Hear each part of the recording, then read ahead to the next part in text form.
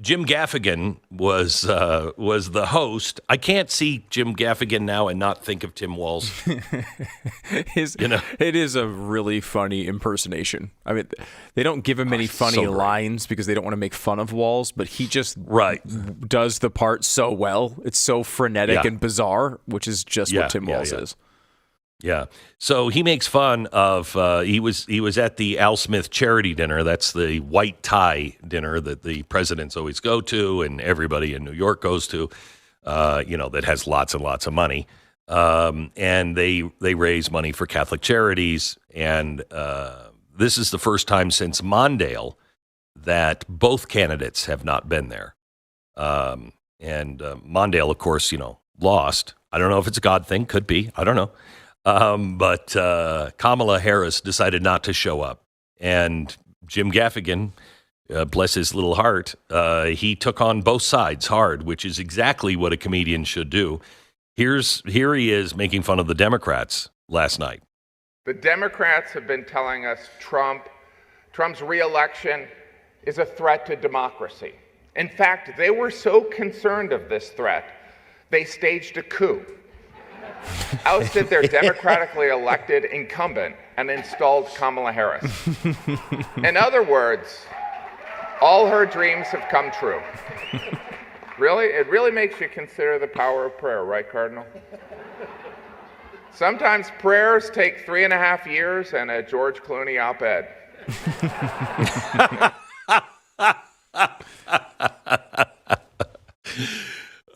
He is funny. He is very, very funny.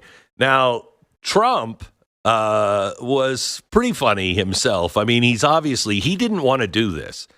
He said at the end, he just wanted to go up. He said, I don't think anything's really funny right now. The country is on fire. Our liberties are at stake. And he said, I just wanted to come up here and just talk about that. He said, but all of my advisors said, no, don't do that. Do comedy. And he said, well, last time, 4 years ago when I came here, he said, I did a roast. And Stu, you and I know what it's like to do a roast because you helped me write a roast that I did in New York with all of the superpower. It was a dinner very much like this. And it was a roast. And nobody was roasting. Everybody was telling like cute little stories and taking soft little jabs.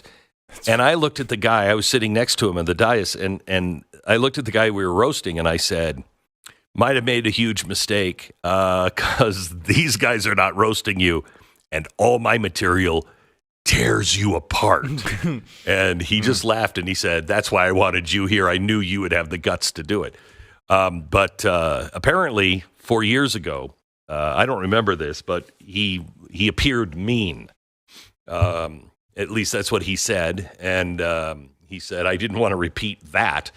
But he did some funny things. Here he is roasting Schumer. Coming in very, very strong a certain way. I won't tell you what way that is, but Chuck Schumer is here looking very glum. Doesn't he look glum? It looks glum.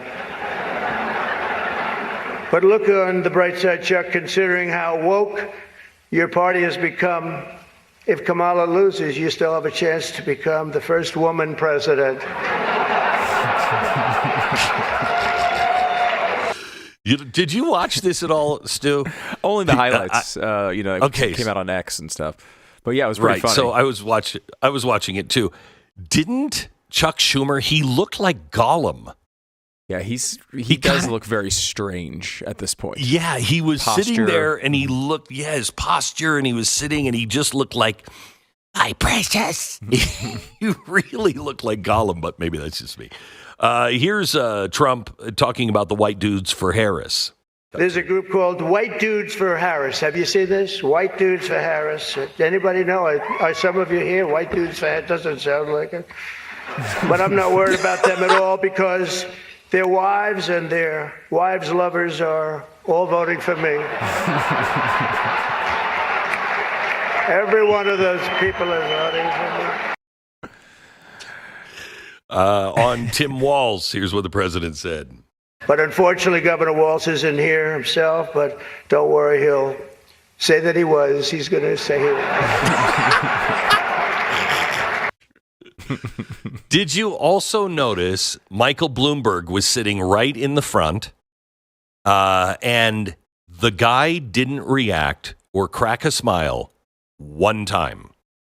Honestly, it was the weirdest thing. Not a single smile, nothing, no reaction, good or bad. I mean, Schumer was rolling his eyes and stuff. Yeah. What? The spirit of the event is to go there and you laugh at yourself. And I mean, that's what the event Bloomberg is. didn't. Right, Bloomberg didn't. Yeah. It was interesting to watch because you're right. Schumer, who at times would squirm and roll his eyes, but that's an okay reaction at that type of event. It is.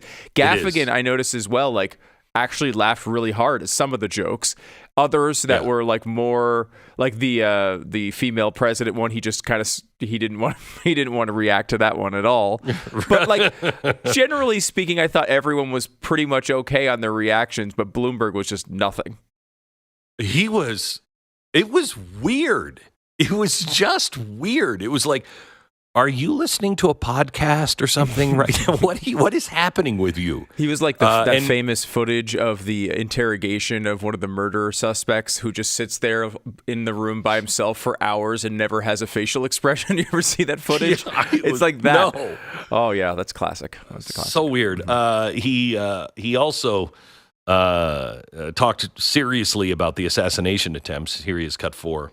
Having recently, myself, survived 2 assassination attempts. I survived. I have a chart that went down to the right. Fortunately, I looked at it's my all-time favorite piece of paper. But it went down, and I looked to the right, and I said, was that luck? What was that, luck, or was that God that did that? And I think it was God that did that. I do. But I have a very fresh, Cardinal, I have a very fresh appreciation for how blessed we are by God's providence and his divine mercy. I mean, that was something I was not supposed to be here tonight. That I can tell you. So with God's help, I know there is nothing that cannot be achieved. We can achieve so much good with this country and get together and unify. I thought that was a really great sentiment. It is a night where you're supposed to laugh at each other and then come together at the end, which I thought he tried to do, except maybe for de Blasio. He took on de Blasio, and it wasn't funny at all. He was serious, and he's like, this isn't a joke. He sucked. He was the worst. He destroyed this city. Did you see that? No. Stu? Oh my gosh. It was he was talking about all the former mayors, but the worst one, and he's up here, and it's not you, Michael Bloomberg. It's de Blasio. And he just tore him apart. You could tell that Trump was a New Yorker, and loves New York, and really didn't appreciate de Blasio at all. But I want to end with miracles, because Donald Trump was talking about that. And it was a night of miracles, especially if you're watching CNN. Here's Brian Stelter on CNN.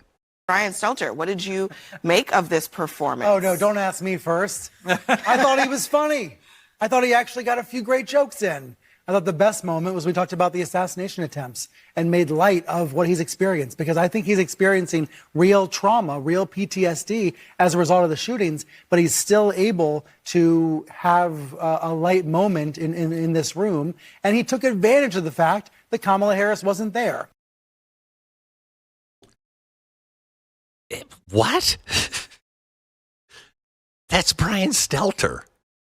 I mean, what this guy won't do to have a job is amazing, because that's not his opinion. It's clearly not his opinion. Or maybe his diehard hate for Trump, and Trump can never do anything right. Maybe that wasn't his opinion. I don't know what his opinion is, but that's a complete turnaround for Brian Stelter. Well, I mean, I think it was objectively funny at times. I mean, again, when has he been objective? Well, I mean, it's easy to be objective on a moment like that. I feel like, Jim Gaffigan is really funny, but he does not like Donald Trump at all. Like, he is not a fan. He's a liberal. He's not a fan. But he was able to laugh, right, at some of those jokes because they were objectively funny. Because that's supposed to be what that event is. Like, it's more of a throwback to the old times when you could actually admit things that are accurate, right? Trump is objectively funny at times. There's just it's just true. It's just true. And if you should be able to admit it, and I give credit to Stelter for admitting it, I don't know that anyone else on the panel would do such a thing. He is really funny, and he has no problem making fun of himself. Last night he said, they told me I should do some self-deprecating jokes, but I got nothing. I got nothing. But he does. I mean, here he is making fun of himself on SNL. Cut 9, please. The guy's here to fix the leak on your solid gold faucet. Send him in. Donald Trump is now he walks looks Trump like the Liberace as a Museum. janitor. Hey, I'm the prince of this city. When you're in my office, you treat me with respect. Who did your decorating? Saddam Hussein? I'll have you know this is all very classy stuff. And that painting of the tiger and the woman has got me laid on numerous occasions. I didn't know gay dudes liked tiger paintings. Hey, you've crossed the line. I've killed people for less. Looks like you killed a squirrel to me and put it right on top of your head.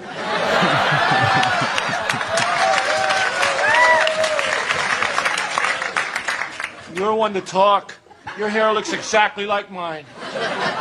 Yeah, except my hair's supposed to look like this. I'm a janitor.